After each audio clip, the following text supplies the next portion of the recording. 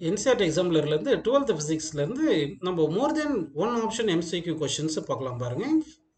8th question பாருங்க. Integral E dot ds is equal to 0 over the surface தென்னு கேட்டிருக்காங்க. நமக்கு என்ன தெரியும்? Integral E dot ds is equal to q by epsilon நாட்னு இந்த ஃபார்முலா தெரியும். ஏன்னா வந்து இன்டெக்ரல் E டாட் ds தான் என்னது flux. According to Gauss law flux is equal to q by epsilon naught உங்களுக்கு தெரியும். ஓகேவா? அப்போ என்ன பண்ணியிருக்காங்க பாருங்க. இங்கே ரைட் சைடு வந்து 0 இருக்கிறதுனால அப்போ Q வந்து 0வாக இருக்கணும். அப்போ total charge enclosed by the close surface வந்து 0வாக இருக்கணும். அப்படின்னா ஒரு க்ளோஸ் சர்ஃபேஸ் எடுத்துட்டீங்கன்னா அது அந்த க்ளோஸ் சர்ஃபேஸ்க்குள்ளே டோட்டல் சார்ஜ் இருக்காது. சார்ஜ் இருந்துச்சுன்னா வெளியில் மட்டும் தான், அவுட் சைடு மட்டும் தான் இருக்கும். So all charges must necessarily be outside the surface. Option D correct. ஒருவேளை உள்ள சார்ஜ் இருந்தாலும் ஒரு ப்ளஸ் சார்ஜ் இருந்துச்சுன்னா ஈக்குவல் ஆப்போசிட்டாக நெகட்டிவ் சார்ஜும் இருக்கும். அது ரெண்டுமே கேன்சல் ஆயிரும்ப்பா.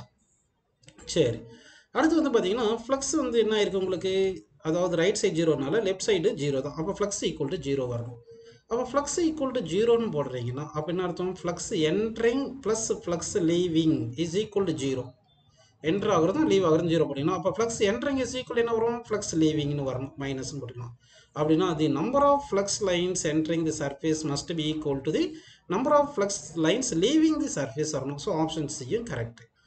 சரிங்களா? அப்படின்னா ஒரு க்ளோஸ் சர்ஃபேஸ் எப்படி இருக்குது, உள்ள சார்ஜ் இல்லை வெளியில் சார்ஜ் இருக்குன்னு வச்சுக்கோங்க. அப்போ ஃபீல்டு என்ட்ரு ஆகும், அப்புறம் லீவ் ஆகும். என்ட்ரு ஆகும், இங்கே பாருங்கள் என்ட்ரு ஆகுது, அடுத்து லீவ் ஆகுது.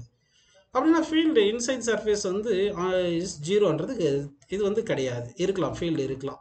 அதே மாதிரி ஃபீல்டு யூனிஃபார்மாக இருக்கணும்னு கிடையாது. ஏன்னா பாயிண்ட் சார்ஜ்லேருந்து வர ஃபீல்டு நான் யூனிஃபார்மாக இருக்கும். அப்போ வந்து ஆப்ஷன் சி டி மட்டும்தான் இப்போ கரெக்டான ஆன்சர்னு எடுத்துக்கலாம்.